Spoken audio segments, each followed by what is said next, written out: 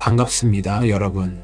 오늘도 우리는 차갑게 식어버린 시장의 바닥을 확인하며 무거운 마음으로 하루를 시작했습니다. 붉은색이 낭자한 차트는 마치 전쟁터를 방불케 하고 여러분의 스마트폰 속 계좌는 숨을 쉴 수 없을 만큼 깊은 심해로 가라앉아 있습니다. 많은 분이 공포에 질려 시장을 떠나고 있고 뉴스에서는 비트코인은 끝났다는 비관론이 다시금 고개를 들며 여러분의 멘탈을 흔들고 있습니다. 가장 믿었던 친구나 가족들조차 이제 그만 정신 차리라며 비수를 꽂는 말을 던지고 있을지도 모릅니다.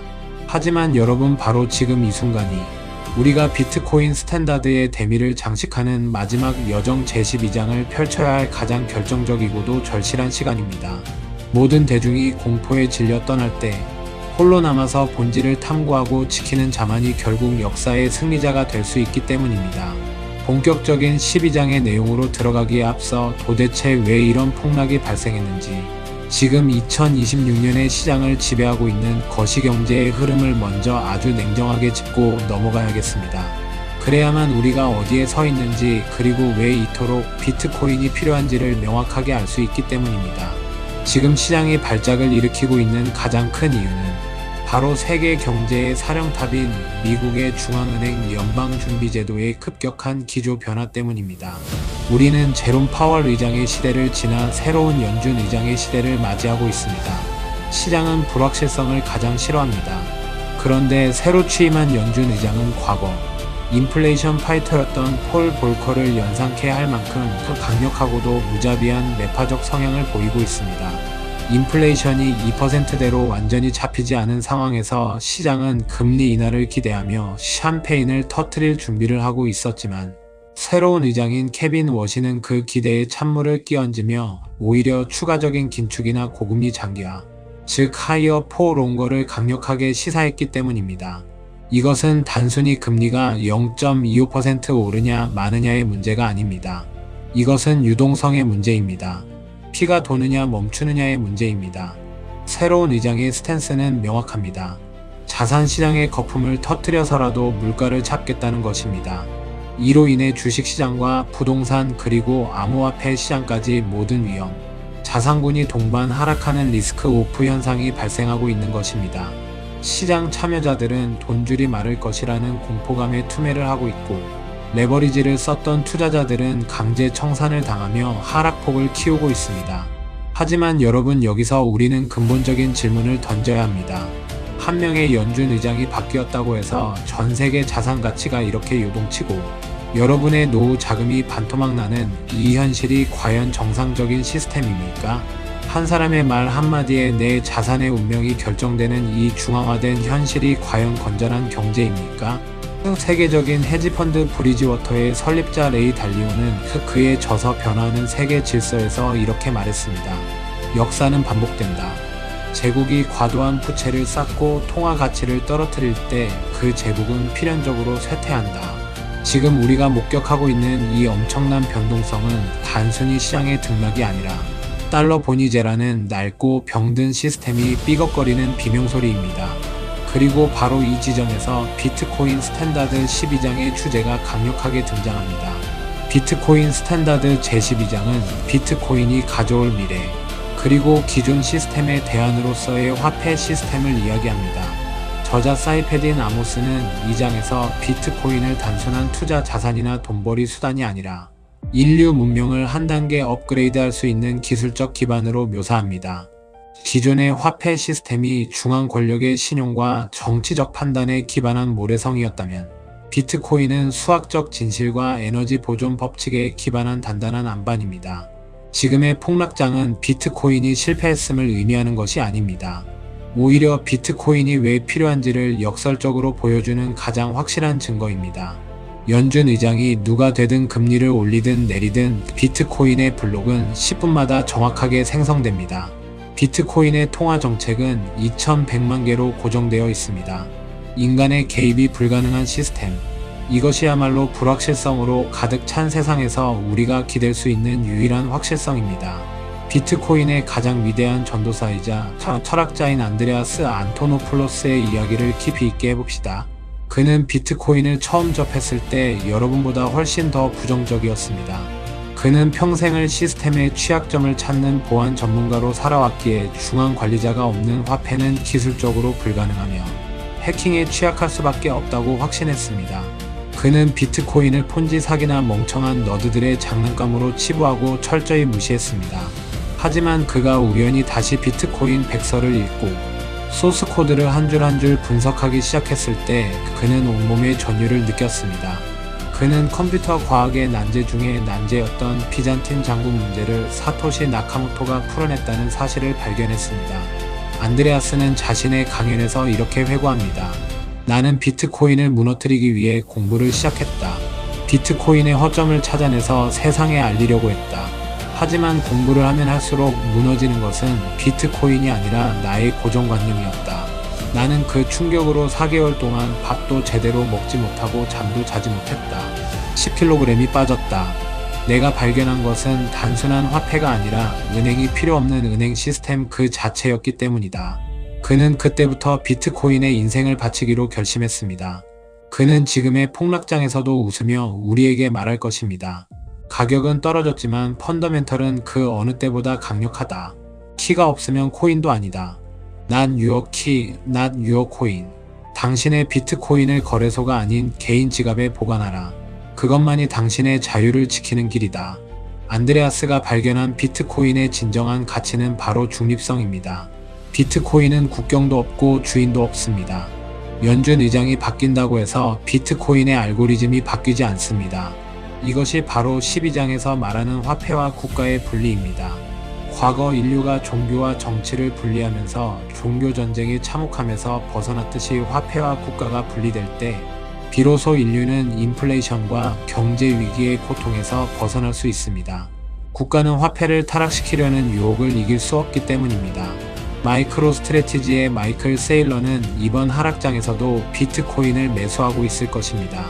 그는 비트코인을 디지털 에너지라고 부릅니다. 그는 말합니다. 당신의 돈은 녹아내리는 얼음과 같다. 정부는 위기가 올 때마다 계속해서 돈을 찍어낼 것이고 통화량 팽창으로 인해 당신의 구매력은 결국 명예에 수렴할 것이다. 비트코인은 연력학적으로 건전한 유일한 화폐다. 마이클 세일러의 관점에서 지금의 폭락은 그저 미래의 에너지를 싸게 비축할 수 있는 박앤세일 기간일 뿐입니다. 그는 10년, 20년이 아니라 100년 뒤를 보고 투자합니다. 100년 뒤에 살아남을 자산이 무엇이 있을까요? 달러는 휴지가 될 수도 있고 애플이나 테슬라 같은 회사도 망할 수 있습니다. 하지만 수학은 영원합니다. 비트코인은 수학입니다. 1 더하기 1이 2인 것처럼 비트코인의 가치는 영원할 것입니다. 비트맥스의 설립자아서 헤이즈는 연준의 긴축 정책이 결국 실패할 것이라고 예언합니다. 그는 연준이 인플레이션을 잡기 위해 금리를 올리면 부채가 많은 은행 시스템과 상업용 부동산이 붕괴하고 결국 연준은 시스템 붕괴를 막기 위해 다시 돈을 찍어낼 수밖에 없는 둠 루프에 빠질 것이라고 경고합니다. 지금 새로운 연준 의장이 강한 척하며 긴축을 이야기하지만 그것은 허세에 불과합니다. 시스템은 이미 빚으로 가득 차 있어서 고금리를 버틸 체력이 없습니다. 결국 다시 돈 풀기가 시작될 것이고 그때 비트코인은 우리가 상상할 수 없는 가격으로 치솟을 것입니다. 아서 헤이즈는 지금의 하락장을 인내심 없는 자의 돈이 인내심 있는 자에게로 넘어가는 부의 이전 과정이라고 정의합니다. 탁월한 거시경제 분석가 린 알드는 비트코인을 인류의 장부라고 표현합니다. 전 세계의 금융장부는 조작되어 있습니다. 국가는 부채를 숨기고 은행은 파생상품으로 위험을 감춥니다. 장부를 관리하는 소수의 엘리트들이 숫자를 조작하여 대중을 속입니다. 하지만 비트코인의 장부는 투명합니다. 누구나 검증할 수 있습니다. 12장의 핵심은 비트코인이 가져올 투명한 세상입니다. 거짓이 불가능한 시스템 위에서 경제활동이 이루어진다면 우리는 더 적은 비용으로 더 많은 신뢰를 얻을 수 있습니다. 이것은 사회적 자본의 혁명입니다. 비트코인 스탠다드 12장은 우리에게 묻습니다. 당신은 어떤 시간을 살 것인가? 12장에서 아주 중요하게 다루는 개념이 바로 시간 선호입니다. 최근 한국을 강타했던 두바이 쫀득 쿠키 일명 두쫑쿠 열풍을 기억하십니까? 그것은 높은 시간 선호의 전형입니다. 당장의 달콤함과 쾌락을 위해 새벽부터 줄을 서고 웃돈을 줍니다. 소비하고 사라지는 것에 목숨을 겁니다. 시간 선호가 높은 사람은 당장의 만족을 추구합니다. 그들은 폭락장이 오면 공포를 이기지 못하고 헐값에 자산을 던지고 나가서 술을 마시거나 명품을 사며 스트레스를 풉니다. 미래를 팔아 현재를 사는 것입니다. 반면 시간 선호가 낮은 사람은 미래를 위해 현재의 고통을 인내합니다. 그들은 지금의 폭락을 더 싼 가격에 미래의 자유를 살 수 있는 기회로 받아들입니다. 문명은 인류의 시간 선호가 낮아질 때 발전했습니다. 농사를 짓고 집을 짓고 자본을 축적하는 것 모두가 낮은 시간 선호의 결과입니다. 비트코인은 강제로 우리의 시간 선호를 낮춰주는 도구입니다. 워런 버핏은 비트코인을 쥐약이라고 했습니다. 맞습니다. 12장의 관점에서 보면 비트코인은 분명히 쥐약입니다. 그런데 누구에게 쥐약입니까? 바로 기득권 금융 세력과 화폐 발행 권력을 독점한 정부 그리고 부패한 은행가들에게 쥐약입니다. 그들이 마음대로 돈을 찍어내어 인플레이션이라는 세금으로 우리의 부를 훔쳐가는 것을 막는 방어막이기 때문입니다. 워런 버핏은 기존 시스템의 최대 수혜자이기에 비트코인을 싫어하는 것이 당연합니다. 하지만 우리는 워런 버핏이 아닙니다. 우리는 기울어진 운동장에서 살아남아야 하는 개인입니다. 우리에게 비트코인은 쥐약이 아니라 유일한 해독제입니다. 바이낸스의 창업자 장펑 자오나 트론의 저스틴 선 같은 인물들은 비트코인 생태계 위에서 다양한 사업을 펼칩니다. 그들은 때로는 규제 당국과 마찰을 빚기도 하고 시장의 비판을 받기도 합니다. 최근 CG가 겪은 시련을 보십시오. 하지만 그들조차도 비트코인의 가치만큼은 절대적으로 신뢰합니다. 알트코인은 망할 수 있어도 이더리움은 변할 수 있어도 비트코인은 절대 망하지 않는다는 것을 그들은 누구보다 잘 알고 있습니다. 비탈릭 부테린 역시 이더리움이라는 거대한 생태계를 만들었지만 비트코인이 가진 화폐로서의 순수성과 보안성은 이더리움이 따라갈 수 없는 영역임을 겸허히 인정합니다. 지금의 하락장에서 우리는 무엇을 해야 할까요? 안드레아스 안토노플로스는 말합니다. 가격을 보지 말고 기술을 보라. 그리고 교육하라. 스스로 공부하고 주변 사람들에게 올바른 지식을 전파하라. 비트코인은 마케팅팀이 없습니다. 비트코인은 커뮤니티의 힘으로 성장합니다. 여러분 한 명 한 명이 비트코인의 노드이자 홍보대사입니다. 우리가 흔들리지 않아야 비트코인도 흔들리지 않습니다. 12장의 결론은 희망입니다. 지금은 비록 어둡고 차가운 겨울이지만 이 시스템은 필연적으로 성공할 수밖에 없습니다. 왜냐하면 기존 피아트 시스템의 모순이 너무나 크기 때문입니다. 빚으로 쌓아 올린 성은 언젠가 무너집니다. 2008년 금융위기가 예고편이었다면 앞으로 다가올 위기는 본편이 될 것입니다. 그때 비트코인은 노아의 방주가 될 것입니다. 우리는 지금 단순히 돈을 버는 투자를 하는 것이 아닙니다. 우리는 인류 역사상 가장 평화로운 혁명에 동참하고 있는 것입니다. 총과 칼이 아닌 코드와 암호로 이루어지는 무혈혁명입니다. 중앙의 통제에서 벗어나 개인의 주권을 되찾는 혁명입니다. 새로운 연준 의장의 매파적인 발언에 쫄지 마십시오. 그것은 그들의 사정입니다. 그들은 자신들의 시스템을 지키기 위해 발버둥 치는 것입니다. 하지만 그들은 수학을 이길 수 없습니다. 돈을 계속 찍어내야만 유지되는 시스템은 결국 하이퍼인플레이션이나 디플레이션 붕괴로 귀결됩니다. 비트코인은 그 혼란 속에서 유일하게 중심을 잡고 있는 다지입니다. 재테크계에는 존 템플턴 병의 유명한 격언이 있습니다. 비관론이 극에 달할 때가 매수 시점이고 낙관론이 극에 달할 때가 매도 시점이다. 공포에 사서 환희에 팔라는 말입니다. 지금이 바로 그 공포의 정점입니다. 대중이 욕하고 떠날 때가 기회입니다. 린 알든이 말했듯이 비트코인은 변동성을 통해 성장합니다. 이 끔찍한 변동성은 비트코인이 전 세계 80억 명의 인구에게 퍼져나가는 과정에서 겪는 성장통입니다. 이 고통 없이는 성숙도 없습니다. 이어서 조금 더 구체적인 이야기들을 덧붙여 보겠습니다. 여러분이 12장을 읽으며 느끼셔야 할 감정은 공포가 아니라 안도감이어야 합니다. 왜냐하면 여러분은 이미 플랜 B를 가지고 있기 때문입니다. 세상 사람들은 달러와 원화라는 플랜 A에 모든 것을 걸고 있습니다. 하지만 그 플랜 A는 지금 뿌리부터 흔들리고 있습니다. 연준 의장의 말 한마디에 휘청거리는 시스템은 결코 안전한 시스템이 아닙니다. 비트코인을 가진 여러분은 배가 침몰할 때 탈 수 있는 구명정을 확보한 것입니다. 아서 헤이즈가 말하는 비트코인의 목표 가격 100만 달러는 사실 숫자에 불과합니다. 그가 말하고 싶은 것은 달러의 가치가 그만큼 떨어진다는 뜻입니다. 중요한 것은 구매력입니다. 비트코인 한 개로 살 수 있는 세상의 가치는 계속해서 올라갈 것입니다. 아파트를 사고 차를 사고 가족을 부양할 수 있는 그 구매력이 보존된다는 것이 핵심입니다. 지금 한국의 많은 젊은 세대가 비트코인에 투자하고 있습니다. 기성세대는 이를 두고 일확천금을 노리는 투기라고 비난하지만 저는 이것을 생존 본능이라고 봅니다. 12장의 관점에서 보면 젊은 세대는 직감적으로 알고 있는 것입니다. 월급을 모으는 근로소득만으로는 자산을 지킬 수 없다는 것을, 그리고 기존의 금융 시스템과 부동산 시장은 저 자신들을 위해 설계되지 않았다는 것을 말입니다. 사다리가 걷어차진 세상에서 비트코인은 계급장이 없습니다. 누구나 참여할 수 있고 누구나 공정하게 보상받습니다. 이것이 젊은 세대가 비트코인에 열광하는 진짜 이유입니다. 장펑 자오는 감옥에 갈 위험을 무릅쓰고 거래소를 운영했습니다. 왜 그랬을까요? 단순히 돈 때문만은 아닙니다. 그는 암호화폐가 세상에 더 큰 자유를 가져다 줄 것이라는 믿음이 있었습니다. 그는 금융 소외계층에게 기회를 주고 싶어 했습니다. 비트코인 초기 투자자인 로저 버나 윙클보스 형제 같은 사람들도 마찬가지입니다. 그들은 비트코인을 통해 세상을 바꾸고 싶어 했습니다. 우리도 그 거대한 흐름의 일부입니다.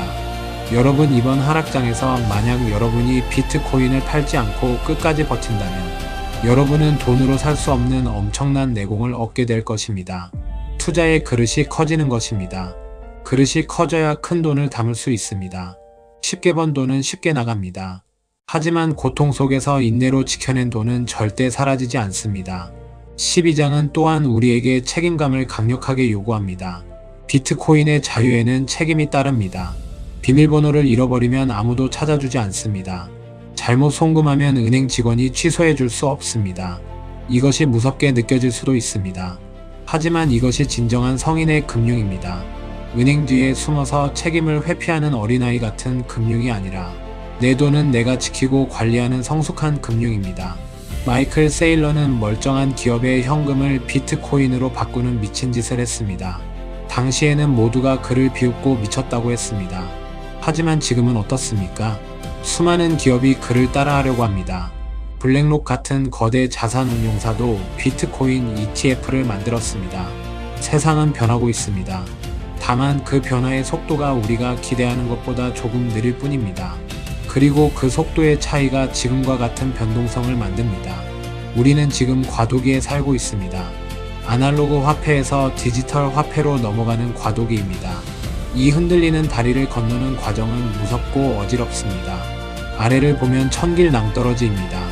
하지만 앞만 보고 가면 됩니다.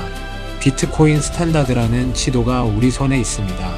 레이 달리오는 제국의 흥망성쇠를 연구하며 미국 다음에 패권은 중국이 될 수도 있다고 했지만 저는 비트코인이 될 것이라고 생각합니다. 특정 국가가 패권을 잡는 시대는 지났습니다. 인터넷이 국경을 없앴듯이 돈도 국경을 넘어야 합니다. 비트코인은 인류가 발명한 최초의 지구 화폐입니다. 여러분이 지금 가지고 있는 0.1개, 0.01개의 비트코인도 소중합니다. 2100만 개 중에 여러분의 지분이 있는 것입니다. 전 세계 인구가 80억 명입니다. 비트코인을 한 개 이상 가진 사람은 100만 명도 되지 않습니다. 여러분은 이미 상위 0.1%의 선구자입니다. 자부심을 가지십시오. 폭락장은 시장이 우리에게 주는 시험지입니다. 이 시험을 통과해야만 졸업장을 받을 수 있습니다. 졸업장의 이름은 경제적 자유입니다. 연준 의장이 뭐라고 하든 뉴스가 뭐라고 떠들든 블록체인은 거짓말을 하지 않습니다. 온체인 데이터를 보면 고래들은 지금도 매집하고 있습니다. 그들은 개미들의 공포를 먹고 자랍니다. 우리도 고래처럼 생각해야 합니다. 비트코인 스탠다드의 마지막 장을 덮으며 우리는 다시 한번 다짐해야 합니다. 나는 흔들리지 않는다. 나는 공부한다. 나는 지킨다. 이 세 가지 원칙만 지킨다면 여러분은 반드시 승리할 것입니다. 어둠이 깊을수록 새벽이 가깝습니다. 지금이 가장 어두운 시간일지도 모릅니다. 하지만 태양은 반드시 떠오릅니다. 비트코인이라는 태양은 이미 떠올랐고 중천을 향해 가고 있습니다. 구름에 가려 잠시 보이지 않을 뿐입니다. 구름 뒤의 태양을 믿으십시오. 오늘 저와 함께 비트코인 스탠다드의 긴 여정을 마무리해 주셔서 감사합니다. 이 지식이 여러분의 투자 인생의 튼튼한 뼈대가 되기를 바랍니다. 힘들 때마다 이 내용을 다시 꺼내 보십시오. 그리고 기억하십시오. 여러분은 혼자가 아닙니다.